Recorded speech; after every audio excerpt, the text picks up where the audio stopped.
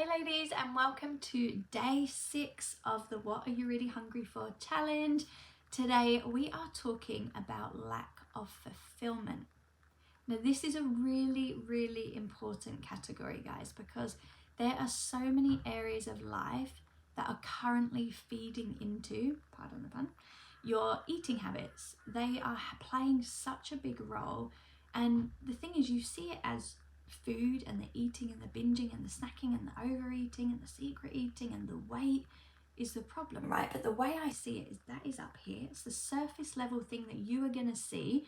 It is the thing that you are going to notice in your everyday life that is showing that something is out of alignment or not flowing how you want it to. But to me, that is the symptom of the problem. It's kind of like if you twist your ankle and it swells up, the swelling is the symptom, right? But the problem is deep inside, and that's kind of like the same concept in a way. You're seeing the issue with the eating, you're seeing the issue maybe physically in your weight, but what we're uncovering here in this 7-day challenge is all the different elements that can be playing a role in what is creating that problem in your life. Now, having lack of fulfillment in your life, in any area of life, can be creating what I call a void in here. When you have a void or like an empty space or something that feels like it's missing, or your life is not fulfilled enough, you're not feeling your best self, you're not being the best version of yourself, you're not as happy as you could be, you're not enjoying life as much as you could be, you're not having or doing or being some of the things you want to have, do or be, then that creates a void. And that void is a space there that you will try and fill with something outside of yourself, whether that be food, it be alcohol, cigarettes, from that issue diagram, anything external, you will try and fill with that, fill that space with and fill your life up. Let's look at the main categories of life that I get my clients looking at, and we do this in a wheel of life diagram. I'm actually going to give you this as a task today to complete. I put 8 different categories on there. You might have more that you want to add, but the main 8 categories that make up our life and what makes us us and the things that we enjoy doing. So for example, let's pull one out. Let's go with work and career or business. And say you feel like your level of fulfillment of your work and business is a 2 out of 10. Maybe you go to work every day and you hate the environment, you don't get on with your boss, you don't enjoy the work, or you find it really stressful. And this is creating essentially a void, a gap in how fulfilled you could be versus how fulfilled you are in that area of life, in work, career, or business. And so that space, you try and fill with something. And you might not be 100% conscious of the fact that because you don't like your job, or because you're unhappy, or because it's creating a lot of stress, that you're turning to food, but it just happens unconsciously because the stress from work or the unhappiness or the lack of fulfillment, without you realizing, is making you reach outside of yourself to fill that space. Maybe it even happens at work, for example. It's a quick break and you just want to eat because you're trying to make yourself feel better.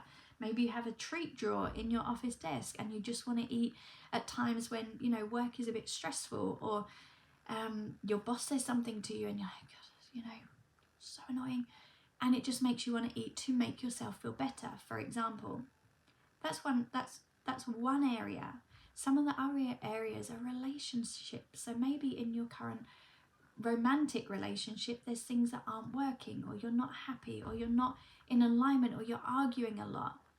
And so this can lead to wanting to eat in those moments, right? Because there's something that you're not getting, or you're lacking, or you're missing, and that creates a space in here again. And so we start to fill that with something. And so we can have all these different areas of life that are not as fulfilled as they could be. We are not living that to the best that we could be in that area. Does that make sense? Let me know in the comments if this is making sense. And so we fill that space. Now, what we want to aim to do is look at every area of your life. Because remember, this is not about food. This is not about your body. This is not about weight. This is about you and your relationship with food. But your relationship with food is actually a mirror of your relationship with yourself. I want you to really take that in. Your relationship with food is a mirror of your relationship with yourself. And that means everything that is slightly out of alignment in your life is showing up around food. Use food as your guide. Use it as your coach. Use it as that thing that goes, oh, you want to eat right now? Let's look at why. Use it as like food is trying to show you what is not in alignment so you can heal it. So you can become the best, most fulfilled, whole version of yourself, because this is what this journey is about. Yes, it's about healing your food relationship. Yes, it's about losing the weight you want to lose if that's the goal. But underneath that, it is about healing your relationship with yourself so that everything in life is flowing, it feels good, you're living the life that you want as the best version of you, and that will result in a healthy relationship with food and body. It is impossible for it not to. So today I'm going to give you a copy of the Wheel of Life diagram that I get my clients to complete. And this is a way of tracking and monitoring and assessing how fulfilled you are in each area of life. Now, I use 8 main categories, but you might want to add some, or you might find some are not relevant. So go with whatever feels right for you.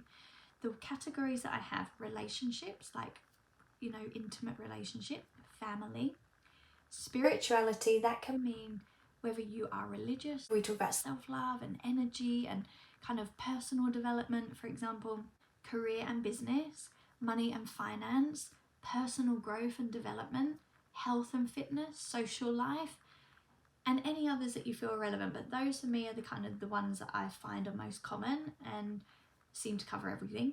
So what you're going to do, you're going to look at this diagram and you're going to see in each category of the wheel, you can rate each category out of 10. 10 being so fulfilled that everything feels amazing and flowing, 0 being none. And you're going to give it a number out of 10.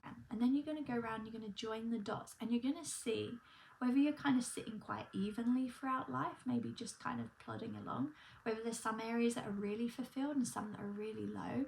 And it's going to give you a really good visual of where you're at and what areas are not feeling fulfilled and what are not giving you the level of enjoyment that they should be. And then what you're going to do is take the categories. If there's any that are 10 out of 10, then that's fine, that's amazing. What I would like you to do is write down a few things that you think are creating that 10 out of 10, so you maintain them. In the areas that are low, you're going to write down 2 to 3 little steps that you feel you could do or you could add in to that area of life that would give you more fulfillment and make you happier. Now, what you're going to aim to do over the next few months is start to build these in. It's not all going to happen overnight, but it's being conscious of them. Put this diagram up somewhere, see it, and work towards adding these things into your life, into that area, so that you can slowly over time start fulfilling each area. Now, it doesn't even have to be, something big. If your family element is really low, maybe it means that, adding in once a week you schedule a FaceTime with them, or you take the kids out and you do something nice every fortnight or every weekend, or it's really thinking about what it means to you and what you need to add into that area to make you feel fulfilled.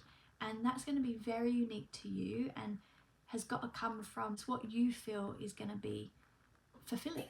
Just remembering that the more you fill up you and you're fulfilled in here, there's less space that you need to try and fill with food.